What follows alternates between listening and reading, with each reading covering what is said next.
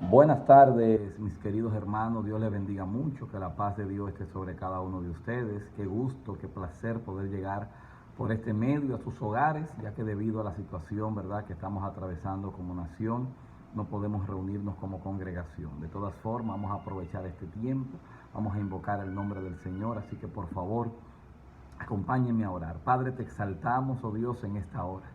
Te doy gracias, Dios mío, por esta oportunidad de compartir con mis hermanos, mis hermanas, los amigos, oh Dios, que están viendo esta proyección. Yo te pido en el nombre de Jesús, Padre, que ministre a nuestras vidas, a nuestros corazones. Padre, que tu Espíritu Santo, Dios, pueda tratar con nosotros, traer iluminación, traer claridad, tu Dios eterno. En el nombre de Cristo Jesús, que la fe no falte. Dios mío, que para tu gloria haya fortaleza, restauración, afirmamiento, Dios mío. Padre, que esta situación, lejos de alejar tu iglesia de ti, acerque a este pueblo a tu presencia, Dios mío. Padre, que cuando regresemos a los servicios normales y a nuestra vida normal, nuestro nivel espiritual sea mucho mayor que lo que es en el presente. Yo te lo pido, mi Padre, en el nombre de Cristo Jesús. Amén, amén, gloria a Jesús. Mis hermanos, es bueno saber que en medio de la adversidad, en medio de los problemas, debemos tener esperanza. Dios no nos ha dejado solos. Este proceso lo vamos a pasar, pero lo vamos a pasar con Dios de nuestro lado. Mantenga su confianza en Dios en todo tiempo, no se amedrente, no se turbe, porque sabemos que si Dios es por nosotros, ¿quién contra nosotros? Dios está en control de este proceso. No creamos que Dios no está dominando todo lo que está ocurriendo. De hecho, yo creo que esto es parte del plan de Dios para República Dominicana y para el mundo, para que la gente se vuelva a Dios. Ese corazón arrogante del hombre, Dios lo está doblegando. Yo le dando a entender al hombre que él no tiene todas las respuestas, que no tiene todas las soluciones, que el dominio y control de todo lo que pasa en el mundo lo tiene nuestro Dios. Así que vamos a mantenernos confiando en el Dios que tiene dominio y control de todo cuanto ocurre. Lo importante de esto es saber que Dios está en nuestra barca. Se levantan problemas, se levantan vicisitudes, pero como dice la palabra, si Dios es por nosotros, ¿quién contra nosotros? Debemos nosotros saber que Dios está en control. Y si aunque hayan tormentas, si Dios está en nuestra barca, nosotros podemos estar tranquilos. Ahora bien, si Dios no está con nosotros, estamos a tiempo de estar a cuentas con Dios y de venir delante de Él en humillación y pedirle a Dios perdón por nuestras faltas y por nuestros pecados. Saben que esta situación de cuarentena no la inventó el hombre. Ya Dios en Levítico capítulo 13 había establecido que cuando en el pueblo de Israel se levantara algún leproso, fuese separado del campamento del pueblo durante 7 días, a los 7 días sea evaluado, y si su condición de lepra permanece, sea otra vez retirado del pueblo. Así lo iba a repetir hasta que la persona quedara libre de toda lepra. O sea que cuarentena es una aplicación que vemos también en la palabra de Dios, que de tiempo en tiempo el pueblo tiene que ser sometido a diferentes procesos, a diferentes situaciones, y yo creo que esto es parte del juicio de Dios para el mundo, para la tierra. Dios está llamando a cuenta a su pueblo. Dios está llamando a cuentas al mundo, y nosotros como hijos de Dios debemos saber que Dios está en control y que todo esto es parte del plan y del propósito de nuestro Dios.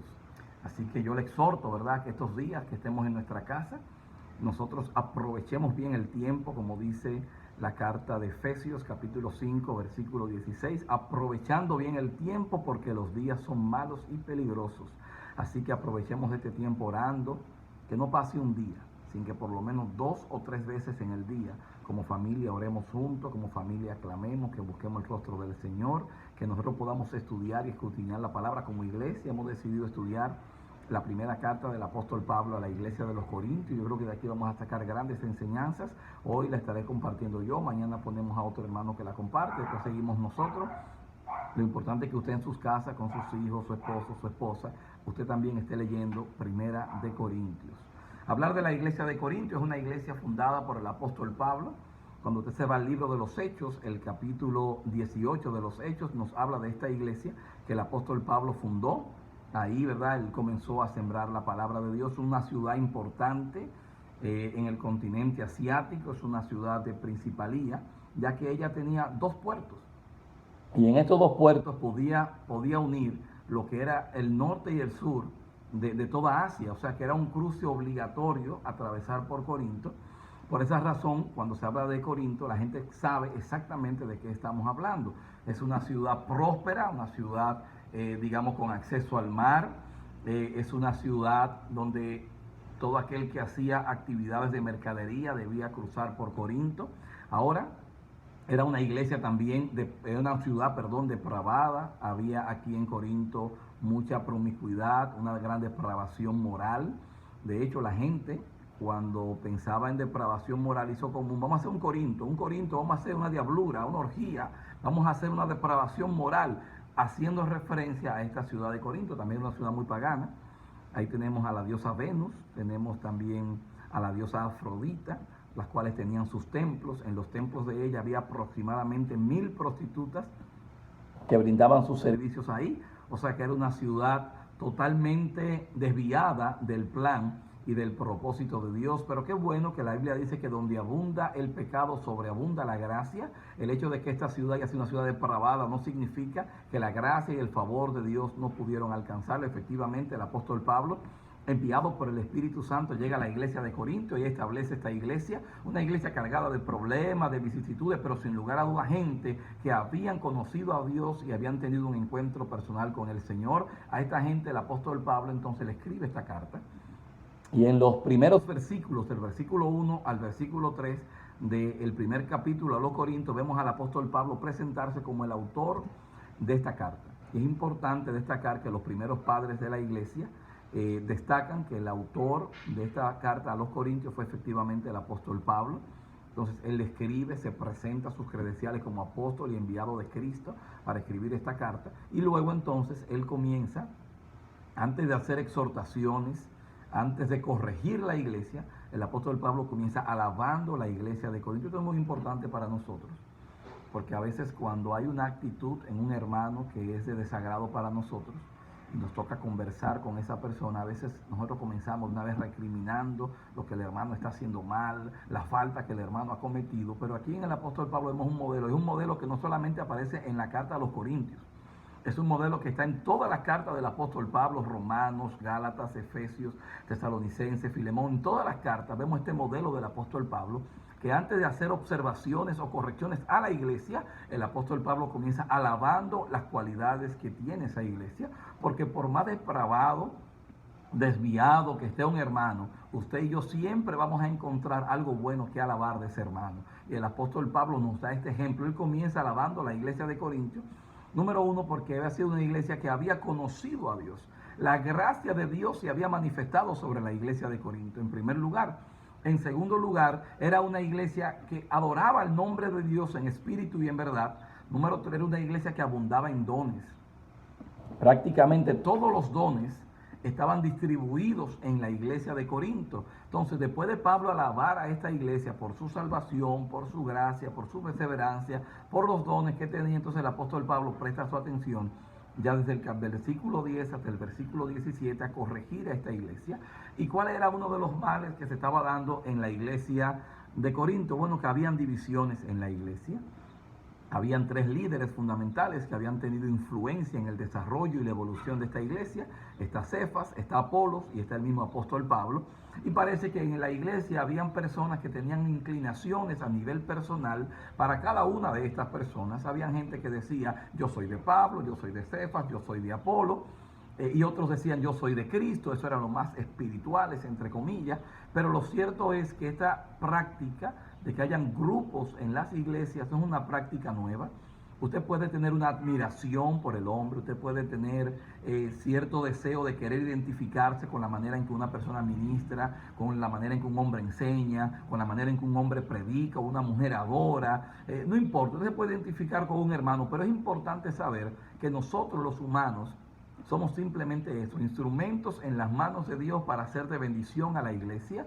La iglesia es de Cristo, la iglesia le pertenece a Cristo. Usted puede admirar al hombre, pero el único que merece reconocimiento, adoración, gloria y honra es nuestro Dios. Entonces, en la iglesia de Corinto estaba dando esta situación y el apóstol Pablo dice: yo sembré, Apolos regó, pero el crecimiento quien lo da efectivamente es el Señor. Entonces, en la iglesia de Corinto había división, habían separaciones, y el apóstol Pablo comienza a llamar la atención en cuanto a esto. Es probable que alguna gente se identificaran con él.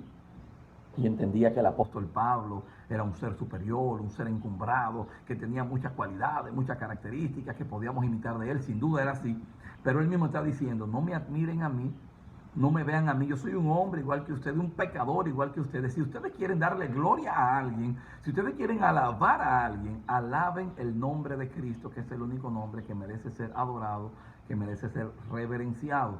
Entonces, después de Pablo presentarse como apóstol de Cristo, autor de esta carta, después de Pablo corregir a la iglesia con relación a las divisiones que se estaban dando en el seno de esta iglesia, nosotros vemos entonces desde el versículo 10 hasta el versículo 17 que el apóstol Pablo comienza, desde el versículo 18 al versículo 31, Pablo comienza exaltando la sabiduría de Dios en contraste con la sabiduría del mundo. En la iglesia de los Corintios habían dos grupos. Habían gente judías y habían personas gentiles o griegos. Entonces, entre ellos se daban disputas porque cada uno tenía una inclinación. Entonces, el apóstol Pablo comienza presentando y exaltando la sabiduría de Dios por encima de la sabiduría del hombre. Y él comienza diciendo: la palabra de la cruz es locura para el que se pierde, pero para nosotros, para los que se salvan, la palabra de la cruz es poder de Dios. Nosotros podemos decir que mucha gente del mundo, mucha gente que no ha tenido un encuentro personal con Cristo, no entiende lo que es el Evangelio. No entienden que Cristo se haya hecho hombre, haya padecido en la tierra, haya muerto por sus pecados. Esto como que no tiene razón de ser. Ellos no entienden el hecho de que la salvación no tiene que ver con mis méritos, con mis obras, sino que la salvación es el resultado directo del sacrificio que Cristo hizo en la cruz del Calvario. Al apóstol Pablo mucha gente se le burló, mucha gente no le hizo caso, pero él sabía que lo que estaba hablando era palabra de Dios, era poder de Dios lo que el apóstol Pablo estaba manifestando, la exaltación de la cruz de Cristo. En segundo lugar, él comienza manifestando que el pueblo gentil no puede conocer a Dios a través de sus métodos o su sabiduría humana. ¿Qué es lo que está diciendo el apóstol Pablo aquí? Usted quiere conocer a Dios, usted realmente quiere tener un encuentro personal con nuestro Dios. No va a ser a través de tus métodos, no va a ser a través de tu forma. Si tú quieres conocer a Dios, tienes que someterte a la forma que Dios ha establecido para que el hombre lo pueda conocer a Él. Y la Biblia dice que en ningún otro hay salvación, porque no hay otro nombre bajo el cielo dado a los hombres en quien podamos ser salvos. Jesucristo dijo: yo soy el camino, yo soy la verdad, yo soy la vida. Nadie viene al Padre si no es por mí. Por ende, por más métodos, formas humanas que el hombre quiera inventar para conocer a Dios, si no es a través de Jesucristo, es imposible que el hombre pueda tener un encuentro personal con nuestro Dios. La palabra nos enseña que hay caminos que al hombre le parecen perfectos, pero su fin es camino de muerte. Y esto es lo que el apóstol Pablo está diciendo aquí. La sabiduría humana, la sabiduría terrenal es insuficiente, incorrecta para que las personas puedan tener un encuentro personal con Jesucristo. Si usted quiere conocer a Dios y quiere tener una relación con Él, necesita rendir, entregar su corazón, su voluntad, sus deseos, sus pasiones bajo la autoridad del Evangelio a través del sacrificio de Jesucristo. Entonces, en el pueblo de Corinto, le decía, habían dos grupos. Estaban los judíos, los hebreos, descendientes del linaje de Israel, del linaje de Abraham, y estaban los griegos. Cada uno tenía su inclinación. Los judíos pedían señal. Eran como estos cristianos que les gusta el mover, que les gustan la lengua, que les gustan la danza, que les gustan los milagros. Y si en un culto no hay un mover, ellos entienden que el culto no sirvió. Estos eran los judíos. Pero había otro grupo que eran los griegos. Entonces era la gente que buscaba la sabiduría. Eran estos hermanos muy espirituales que decían: a mí no me venga con mucha bulla.